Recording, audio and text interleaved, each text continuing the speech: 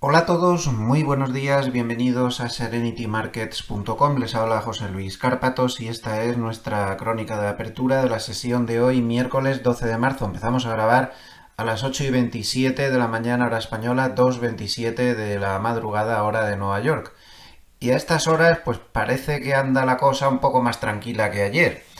Tras un cierto rebote en Wall Street en la parte final de la sesión, pues gracias a dos factores. Por un lado, que Donald Trump anuló esos aranceles extraordinarios del 50% sobre el acero y aluminio de Canadá, después de que Canadá a su vez anulara los aranceles del 25% sobre las exportaciones de electricidad en la zona de Ontario. Y también se consideró como positivo en un mercado europeo que es muy sensible a todo lo que pueda suceder con el posible proceso de paz en Ucrania, pues se consideró muy positivo que Ucrania aceptó la tregua de 30 días, que es lo que propone Estados Unidos, y a cambio Estados Unidos pues le ha devuelto la ayuda militar de nuevo. Estos dos factores pues causaron un rebote al final, luego hubo ventas, pero bueno, más o menos se calmaron un poco las cosas. No obstante, tampoco nos podemos fiar porque estamos en un entorno macro y geopolítico muy difícil. Y por un lado, esta mañana hay malas noticias sobre aranceles, aunque Europa aún sigue subiendo. Y es que Europa ha dicho que como hoy entran en vigor ya los aranceles del 25% de manera general sobre el acero y el aluminio, pues Europa ha puesto contramedidas, ha puesto nuevos aranceles a Estados Unidos por valor de 26.000 millones de dólares. Y por otro lado, desde el punto de vista geopolítico, los analistas dicen que dudan muchísimo que Putin vaya a aceptar esa tregua de 30 días. Por lo tanto, podríamos tener en cualquier momento pues alguna decepción desde ese punto de vista de que el proceso de paz avanza. O no, nunca se sabe con estas cosas. Pero estas son las perspectivas a estas horas. Y con todo ello, pues el DAX vuelve a subir 0,73%, el Eurostoxx 50 sube 0,79% y el IBEX sube 0,23%. En divisas, el euro corrige un poco tras haber subido muchísimo en los últimos días, menos 0,31% hasta 1,0901. Aquí lo tenemos, aún no lo... Sí, ya ha dado dos velas totalmente fuera de la media de 200, pues la consideraríamos rota por encima del máximo de ayer, que fue 1,0950. Y la media de 200 en 1,0786 estaría actuando de soporte.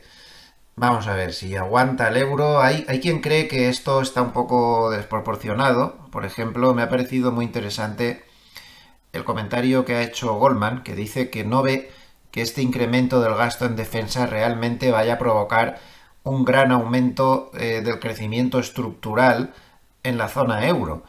Y en cambio sí que va a subir la inflación.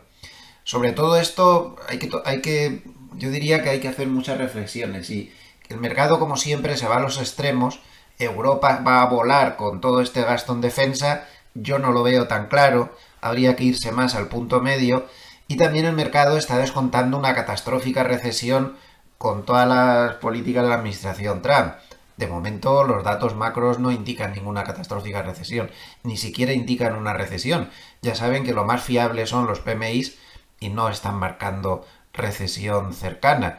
También habría que ir quizá al punto medio en este caso, ¿no? Bien, es cierto que la administración Trump vuelve literalmente locos a los mercados con tanto titular y con tanta historia arancelaria abajo y arriba, pero una cosa es eso y otra cosa es que de verdad vaya a haber una recesión tan tremenda. Lo que sí que puede haber, y hay otro paper de Goldman ayer por la noche, muy interesante también, que se lo digo muy resumido, para no marearles demasiado, que reflexiona sobre que posiblemente lo que veamos y lo que quiere Trump, a lo mejor no es tanto la teoría predominante de que busca una recesión rápida, sino que dice Goldman, y puede ser que esté en lo cierto, que a lo mejor lo único que busca es un crecimiento más discreto que le controle mejor la inflación y poder implementar sus políticas. O sea, que no, algo como más, simplemente eso, un crecimiento más moderado para poder moverse en esas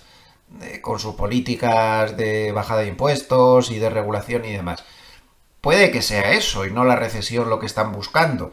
No obstante, la administración Trump y sus titulares pues ha vuelto a marear a todo el mundo porque el secretario de Comercio Lunit dijo ayer por la noche literalmente: los aranceles merecen la pena aunque provoquen una recesión. No sé si estos comentarios del secretario de Comercio son los más apropiados en un momento como este, pero en fin, es lo que ha dicho. Otro titular más para la colección. Y claro, con tanto titular, pues al final Goldman ayer por la noche bajó su previsión para el SP500 de 6.500 a 6.200 para final de año, ante la grandísima incertidumbre de política económica que tiene en este momento en Estados Unidos. Así que así están las cosas. En divisas, como decíamos, el euro modera un poco su subida, menos 0,33%. El dólar sube contra el yen 0,24. El Bitcoin baja 1,37 hasta 81.777. Como vemos, está intentando volver a situarse por encima de la media de 200, pero de momento le está haciendo de tapón, le está haciendo de resistencia. La media de 200 está en 83.200. Cuidado, porque si tras situarse por debajo de la media de 200 haces pullback y pierdes el mínimo anterior, es cuando te van a dar por confirmada la pérdida de la media, y ahí el ataque sobre el Bitcoin podría ser de órdago, sobre todo si perdiera esta banda de Mogalef en 74.200. Lo normal es que se fuera rápidamente a 67.000. En cambio, por encima de la media de 200, pues ya llovería bastante menos. Recuerdo, zona, para ser exactos, 83.546. En cuanto a los bonos, pues los bonos alemanes parece que ya se han tranquilizado tras los sustos de los últimos días, parece que están ya en un proceso más de calma, y los bonos americanos pues siguen descontando menor crecimiento y siguen actuando como valor refugio ante la tensión, y en rentabilidad se ha ido a 4,26%. De nuevo, otro paper de Goldman de ayer, la verdad es que escribieron un montón y muy interesante. Hace otra reflexión que yo quería plantearles, que es la siguiente. Todo esto de que dice Trump, no me importa lo que esté haciendo la bolsa, no me importa que tenga caídas, los mercados suben y bajan, yo lo que quiero es aplicar mi programa económico y tal y cual. Esto es muy relativo.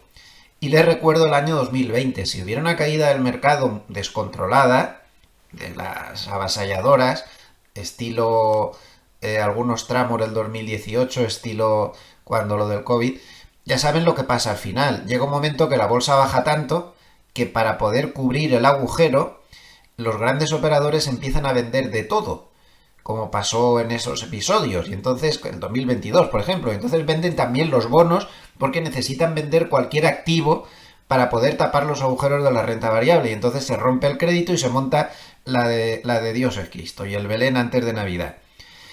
Esa ruptura del crédito puede venir si la bolsa se pone excesivamente nerviosa. Es otro factor que desde luego habría que tener bastante en cuenta. Bueno, el SP500 intenta rebotar muy modestamente, un 0,12%, no puede, el papel aparece por todos los sitios, el Nasdaq más 0,09, Russell más 0,26, el oro menos 0,08 y el petróleo más 0,21 siguen niveles bajísimos ante el temor de un enfriamiento global, 66,38, y sigo pensando que se está menospreciando el poder que tiene esta cifra tan baja de cotización del petróleo para moderar la inflación a medio plazo. Hablando de inflación, pues hoy tenemos el dato de IPC de Estados Unidos, que según Goldman tiene unas perspectivas de movimiento del más o menos 1,5%, y esta es la mayor cifra desde el mes de marzo del año pasado. Desde hace un año no se esperaba tanto movimiento tras un dato de IPC, es decir, que cuidado, porque ya nos están advirtiendo que los nervios pues están ahí y son muy fuertes. ¿Qué previsiones puede haber? Pues miren, la estimación de Goldman es 0,29% de subida en la subyacente, o sea, es decir, excluyendo precios de alimentos y energía que se consideran demasiado volátiles. Una cifra más o menos en el entorno del consenso ya no saben ni lo que va a pasar porque te ponen más menos 1%. O sea, ya ven, esperan cualquier cosa. Eso en el consenso. Por debajo del consenso, entre 0,21 y 0,25, creen que el SP500 vuela un 2%, a menos. Si sale menor a 0,20%, cosa poco probable, pero entonces el SP500 volaría al menos un 2,5%. Pero ojo como salga más alto de lo esperado. Solo un poco por encima del consenso, solo un poco por encima, ya creen que puede causar un estropicio del 1,5% en el SP500. Bastante por encima del consenso, entre 0,36 y 0,40, creen que podría hacer caer al SP500 el 2%. Y cuidado, por encima de 0,40, creen que podría caer el SP500 un 3%. Si cae el SP500 un 3% de los niveles actuales, técnicamente hablando rompe todo lo que había que romper y entraríamos en una muy peligrosa tendencia bajista ya total y absolutamente declarada. Ya estamos en tendencia bajista a corto plazo, pero me estoy refiriendo ya en gráficos diarios. Esto es lo que hay. Como ven, alta tensión ante este dato que puede ser muy peligroso. Nuestro vídeo de crónica de media sesión, evidentemente, hoy lo aplazaré hasta que publiquen a la 1:30 los datos de IPC. En el paper de cierre de ayer, Goldman nos muestra un volumen alto, 19.000 millones de acciones negociadas frente al promedio de 15.300 millones. El VIX bajó, a pesar de las caídas. Esto es bueno, está a 26,9. Y bueno, pues aquí hace una serie de reflexiones, pero lo que más me interesa es esto que pregunta: ¿y qué hace falta para parar este régimen de papelones y papelones y papelones y papelones? Pues dice que lo que hace falta es que el mercado tendría que convencerse de que el gobierno de Trump es un gobierno claramente pro crecimiento y pro manufacturas de Estados Unidos. Cosa que no es tan difícil de hacer. Simplemente bastaría esto, que el mercado se convenza de que no pasa nada, de que está a favor del procrecimiento y no a favor de rebajarlo. Dice que quizá las reuniones que está manteniendo con CEOs y demás podrían ser un buen momento para desarrollar este mensaje. De momento no se produce con una manera clara. Y claro, y también dicen que sería necesario que el IPC de hoy no dé ningún susto, porque si no las cosas se van a poner muy complicadas. Y como ven, aquí les confirma lo que les he dicho, que es el movimiento implícito más fuerte el que se espera hoy para el IPC desde el IPC de marzo del 2023. Así que cuidado que vienen curvas. Más temas interesantes durante la noche. McElligott dice que es lo mismo que Goldman, que como no haya un sustento macroeconómico de cambio de actitud de la administración Trump, que cualquier rebote que venga va a ser vendido con rapidez, que puede haber rebotes fuertes, pero que serían vendidos con bastante rapidez. Damos un vistazo al oscilador de McClellan, que es el que nos va a marcar cuándo de verdad podemos empezar a pensar que puede venir un rebote en importancia, si es que viene.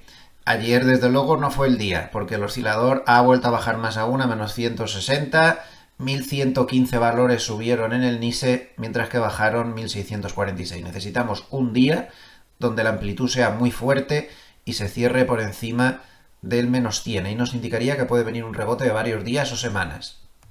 Sentiment Trader nos recuerda que ya estamos en esta fase. Cuando el Nasdaq pierde la media de 200, o sea, al menos cierra un día por debajo de la media de 200, por primera vez en un año, la clave está en ver qué pasa en las 2 semanas siguientes. Si en las 2 semanas siguientes se baja mucho, la tendencia bajista es demoledora, como podemos ver, y al cabo de un año las pérdidas son extraordinarias. Si en las 2 semanas siguientes, en las que ya estamos, no se baja más de un 3,5% en el Nasdaq, lo normal es que luego el mercado se rehaga y al cabo de un año tengamos fuertes subidas, o sea que muy importante. Los insiders no están comprando en la caída, como podemos ver, para nada en absoluto. No tienen actividad alguna, ni compran ni venden.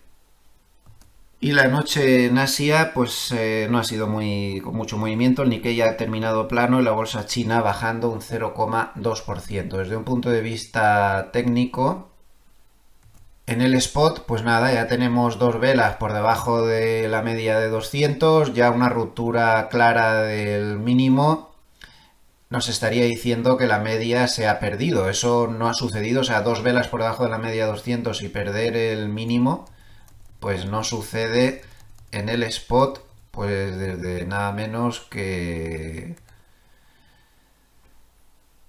en la ruptura que hizo,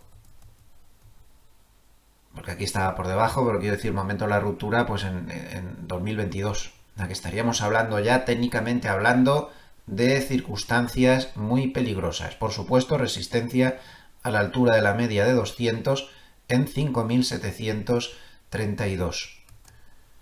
Desde un punto de vista cuantitativo, bueno, pues el SP500 estaría ahora, conforme está cotizando el futuro, pues más o menos como por aquí. Tiene una resistencia en 5.600, pero está muy lejos aún la zona de salida de peligro. Vamos a verlo en las opciones 0DT para tener referencias más a corto plazo.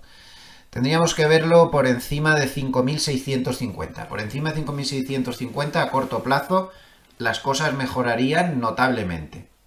Por debajo, soporte enorme en 5.500. Perder el 5.500 le llevaría al abismo. Así de claro que lo digo. Por encima, la siguiente resistencia la tendría en 5.700.